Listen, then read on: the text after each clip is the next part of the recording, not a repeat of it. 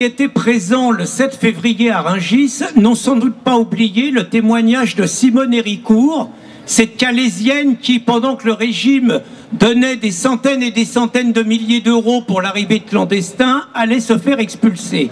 Et grâce à la solidarité des patriotes, disons que le pire a été évité. Eh bien, nous avons eu connaissance d'une situation semblable à Paris, c'est-à-dire pendant qu'Hidalgo installe ses camps de migrants, pendant qu'on déverse des millions et des millions d'euros pour des nouveaux venus qui n'ont jamais cotisé, des Parisiennes de toujours et des Parisiens de toujours sont en menace d'expulsion. Et je vais donner la parole à Christiane, qui parle pour la première fois devant un public et qui va vous expliquer son histoire. Christiane, c'est à vous.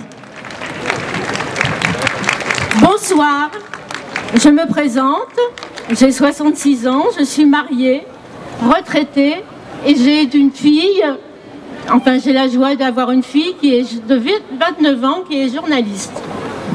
Voilà, je m'explique. Voilà, je m'explique.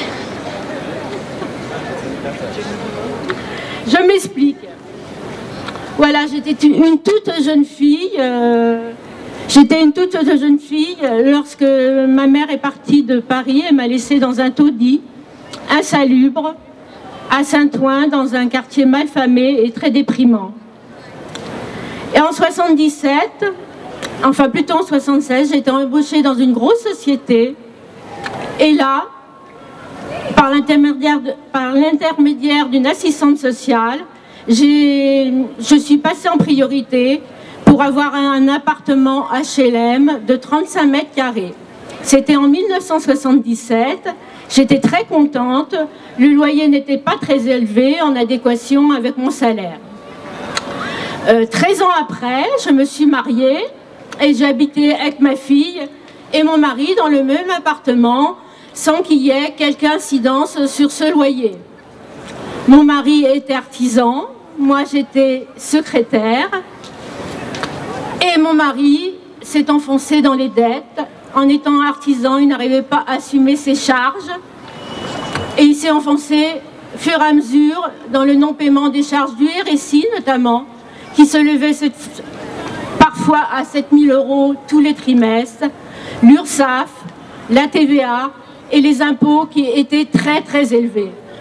En 2013, il a dû licencier son unique ouvrier, un licenciement qui lui a coûté 30 000 €.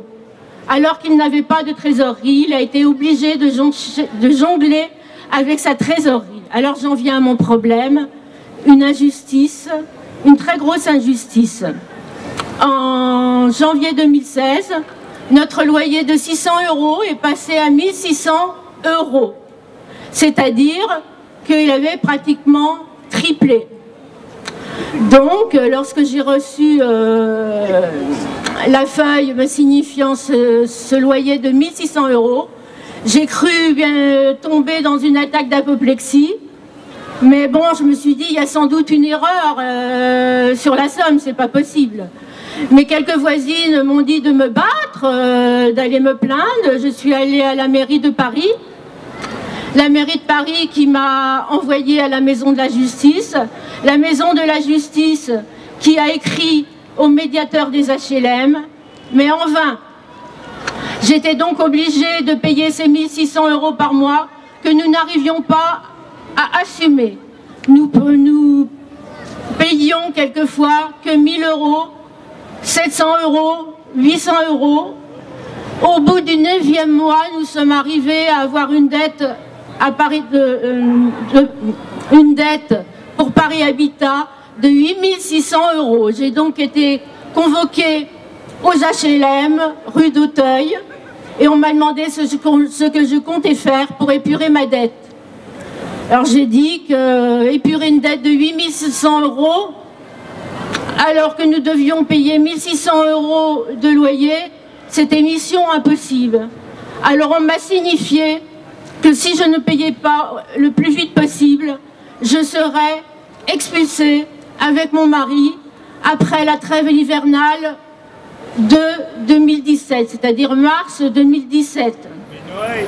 Complètement désespérée, je me suis adressée à mon assurance, la Matmut, la protection juridique qui m'a dit que c'était que je ne pouvais pas porter plainte parce que ça ne servait à rien, que la loi Boutin, c'est ainsi que s'appelle cette loi, pour expulser les gens comme moi qui sont d'origine française des HLM, c'est donc une loi Boutin, on ne peut pas la contrecarrer, on ne peut pas la contourner, personne ne peut rien faire. Donc si je ne paye pas le plus rapidement possible, je serai expulsée. Mais aussi, je dois aussi vous raconter que j'étais à la pharmacie alors que je parlais de mon cas. Une jeune maghrébine s'est avancée, elle était accompagnée de ses 2 jeunes enfants. Elle m'a dit, mais c'est honteux, c'est pas possible. Moi, j'habite 120 mètres carrés et je paye 90 € par mois. Alors, je n'ai rien dit, je me suis contrôlée. Je suis rentrée chez moi complètement écœurée.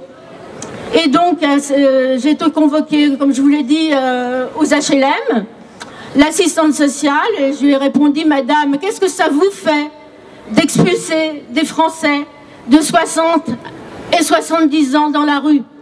Elle m'a seulement répondu, sans s'étendre, madame, c'est la loi. Alors je vous laisse juger de ce qui nous attend dans l'avenir.